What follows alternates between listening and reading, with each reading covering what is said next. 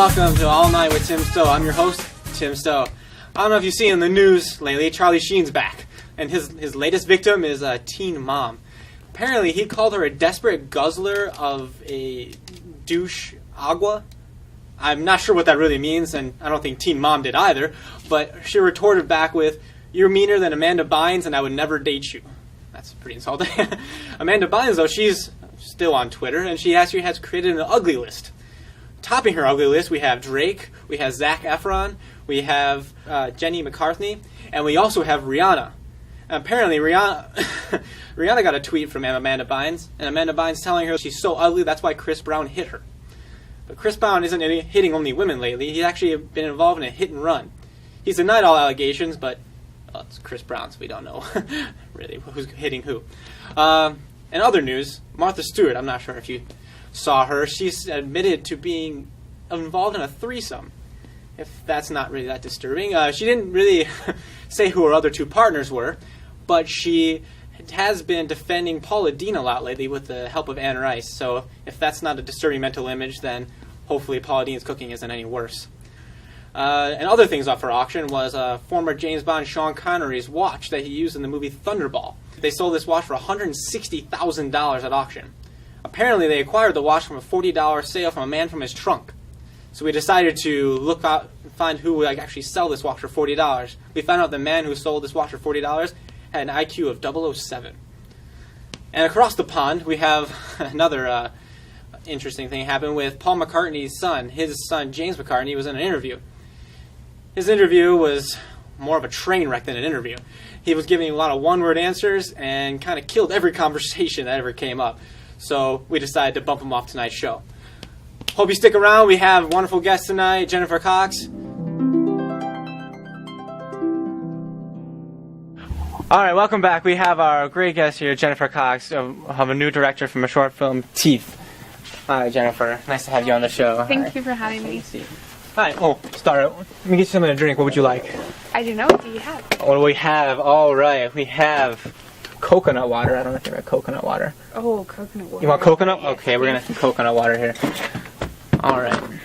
So, Jennifer, I heard you're from Spain? Yeah, I'm from Spain. I was born there. You were born in Spain? Yeah, in the very south of Spain, in a little town called Marbella. And where? In a little town called Marbella. It's a touristy town. What do they have there? They have beaches and tourists. And Beaches and tourists. Well, I guess a touristy town would have beaches and tourists. All right. That's cool. But Okay. I stayed there for 18 years and then I left. So. Have you tried this? No, I haven't. It's not very good. Sorry. All right. So you're from Spain, but I also saw you're from UK as well, or? My father is British. He was born in London. Oh, okay. And even though my grandparents are Irish, but so... So your grandparents are Irish, your father's from London, and your mother's from Spain. Yeah. And wow. so I have a little bit of from everywhere. And once I was 18, I moved to London to study my degree.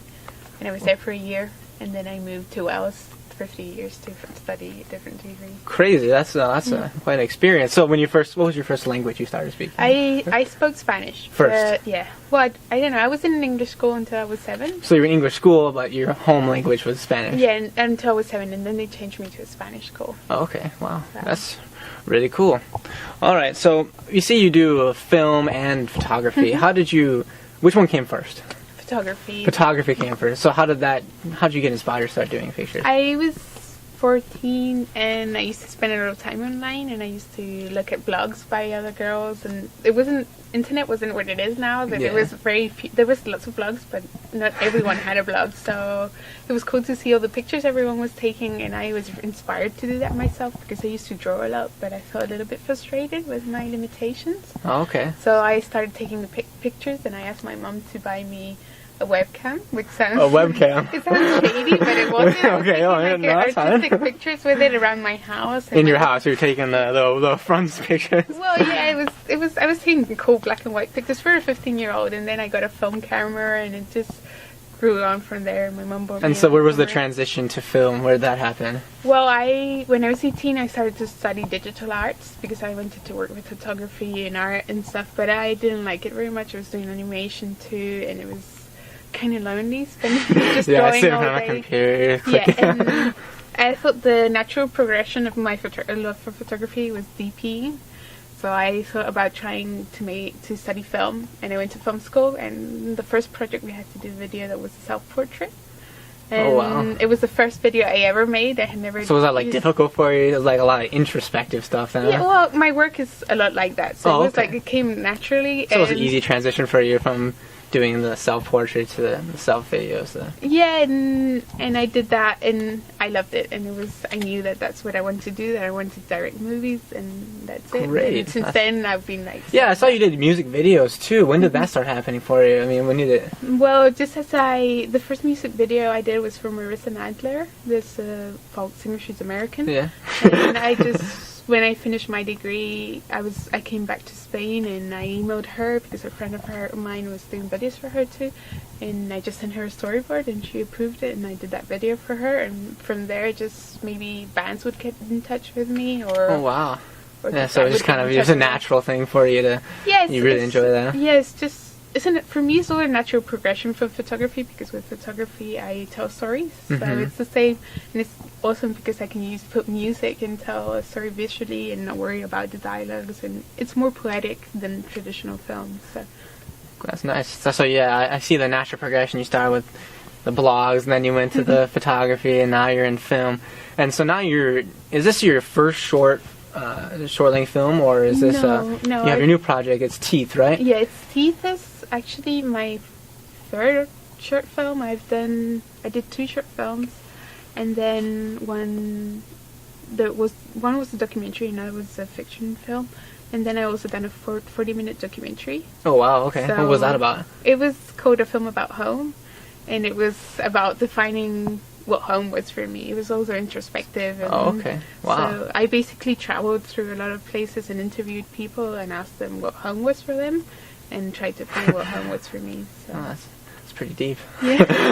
I've done a lot of stuff. I'm kind of very hyperactive, so I like to keep this thing. Not hyperactive like in an illness, it's just that I'm nervous. Yeah. I like to do things all the time.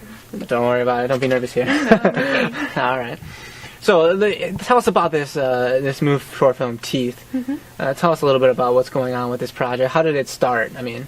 Okay, Teeth started as when I went to university. They asked us to write a short script, and I wrote a story about a girl and her experiences with her teeth, but I kind of ditched it. I didn't like it, and then I started, many years later, I started working with teenagers for a documentary project I'm working on right now. It's a photography project, and basically I united both things, and I came up with the character of Daisy Brown. That's the lead character in this film, and it's the girl who has an illness that her teeth grow continuously. Her teeth keep growing? Yeah. Like, she can't close her mouth? Like, no, she goes to the dentist mouth, and has them filed, so she looks normal. She looks like you and me, but she has this illness that she kind of is really embarrassed about it, and she's worried about if people find out what they're going to think, that she's a monster or something. She's a monster. Yeah, so basically that's the main plot in the story, and it's a 20-minute short film, and I've been working on it for 2 years, and I moved to Austin, and I met these great producers, and we got it off the ground, and now we're doing a Kickstarter for it. Oh wow, yeah, I saw you have a Kickstarter for this. That's great, and I see it's doing so well. And can you tell us a little bit more about this, why you decided to use Kickstarter? Or... Yeah, it's usually very difficult for short films to find funding, because basically the market for them is very limited. So we just decided to jump the traditional loop and try and get people to pledge and help us make this. So we basically have 6 days to go now, and we've raised 55%. So we're really trying to get there, and really excited to see. We've got a great response. Like, we're Project of the Week. Well, we're up for Project of the Week on IndieWire. So we're really excited, and we got a write-up in the Chronicle. So we're really excited about the response we're getting, and we're already building an audience just before having the film. So it's great. That's great. Yeah, we hope you can get your Kickstarter funded, and we hope that our fans will be able to help you a little bit at least. Yeah, that's great. Yeah, we hope so too. You moved to Austin. You said you moved from Spain to Austin. Yeah, from Madrid. From Madrid. So, I mean, what prompted that? I mean, that's crazy. That's really far. I don't know. It's not that crazy. Not that crazy. Okay. Just jump over the pond. You're all right here. Yes, exactly. But you're just like, I don't know. I get bored Well, I didn't living in places for a long time, and I like meeting new people. And You bored? I'm done with you. I'm moving on. no, it's like Austin promised to be a great city for filmmakers, and just exciting. I like country music. I like westerns. So You like westerns? Yeah, I like all kinds of films. So when you came to Texas, you thought everyone was walking around with big old cowboy hats and six shooters? No, I know Austin is different. But Oh, okay. I wish they did though. You wish they did? Yeah, I kind of wish they did too. We used to be in the 10-gallon hats or something. All right, well, thank you so much for your time, Jennifer. It was nice to have you on the show. Okay. And we'll like to see your short film Teeth. Okay. Thanks for watching, and we hope to see you again.